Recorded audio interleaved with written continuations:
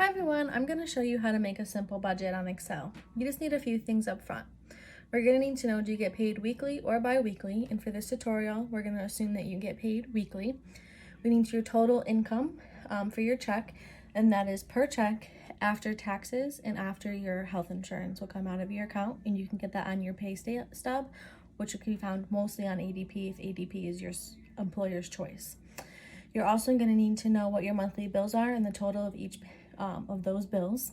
And you need to make sure that your bills do include, ladies, Dunkin' and Starbucks. So if you go there, you need to make sure that's also included in your budget, because every penny counts when it comes to budgeting. And then you're going to need to know what's currently in each of your accounts when you start this, so you can see how and where to put each bill. So lastly, we need to make sure we have Excel. So I'm going to show you that I kind of pre-started some of this just for the simplicity of making this tutorial a little bit easier. So what I did for you is I put listed down everything that we're going to pay each month, and I put their dollar amounts. So, and what I did to start, before I did that, and I suggest you do, is write it all down. Make a list of everything that's due. So for this budget, this is everything that's due and the amount that you pay each month. So these are all made up numbers that I made up just for the sake of the tutorial. But we have in each week, make sure you guys can see this, perfect. So I started and I put, each week we have to pay for gas in our car. So as you can see, I put $40 for each week for gas for our car. Then for week one, we need to do food as well each week. Whether that's going out to dinner with your friends, going out to lunch with your friends, or going grocery shopping, you need to account for that. Week one, I decided that we're gonna pay the car insurance this month because the statement issued already. So as long as your statement's issued, you can pay your bills. Just in case you didn't know that tad bit, you don't have to wait till the due date. And we're gonna get our nails done. Week two, again, I said like your gas and your food. We're gonna pay our phone bill.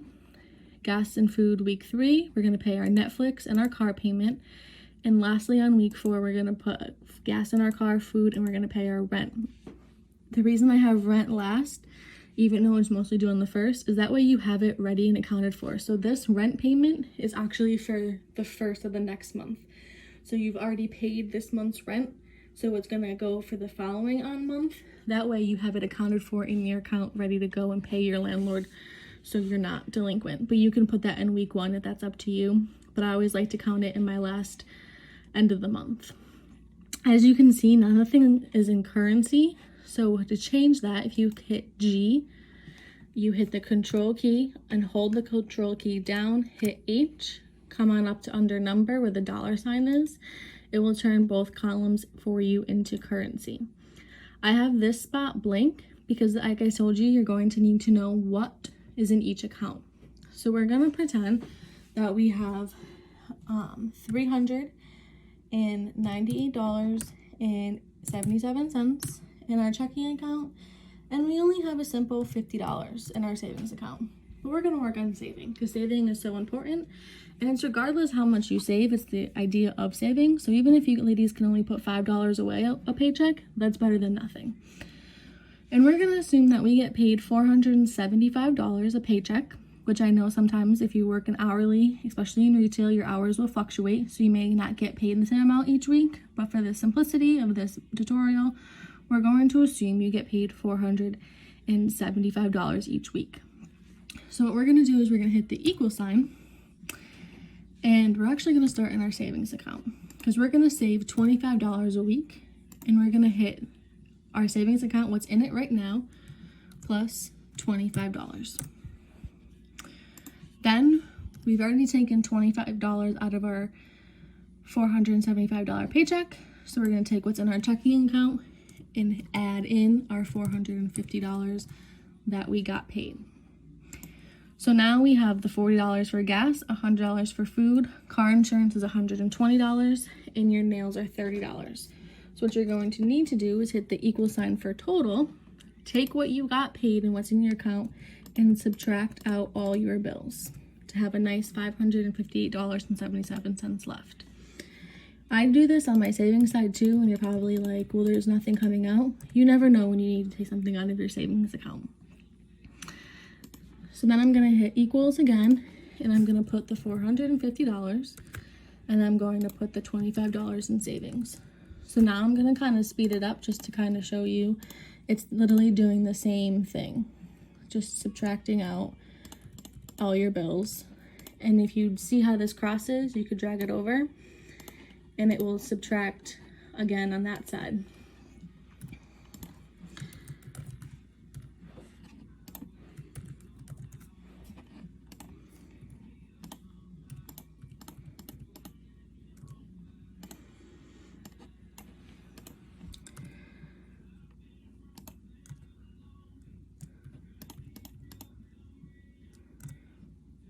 Oops, I put it in the wrong spot. So this is just going to equal your $450, and I apologize for that error.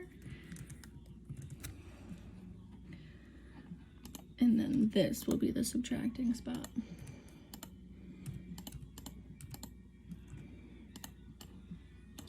Let's make that bold. So now you have your month, and this is what everything you have left in your account each month. Now this is just simple. So let's say your week one, you actually don't put $40. I just highly suggest you go in each week and adjust it. You put $32.88 in. For food, you went over your budget. You spent $170 because you went out to eat with your friends twice this week instead of once. It's okay. Go in and adjust it. And then once it's paid, like my car insurance, I always highlight it. Once I know like I'm done spending in your nails, whereas $32.88, 88 must be my number, after tax. So just put that and highlight that it's been paid so you know it's there. And when you come into week two, you can go into your account and say, do I actually have $943.01 in my account? Yes, highlight it.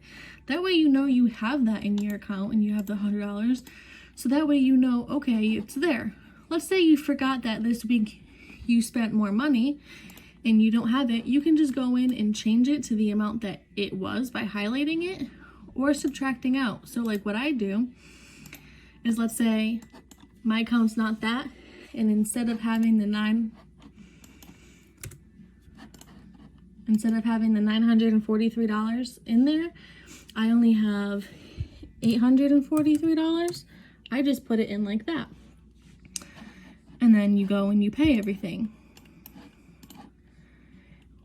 Now, let's say here, you don't want to insert. You can always insert, like for instance, you went on Amazon, because Amazon is dangerous, and you spent $13.99.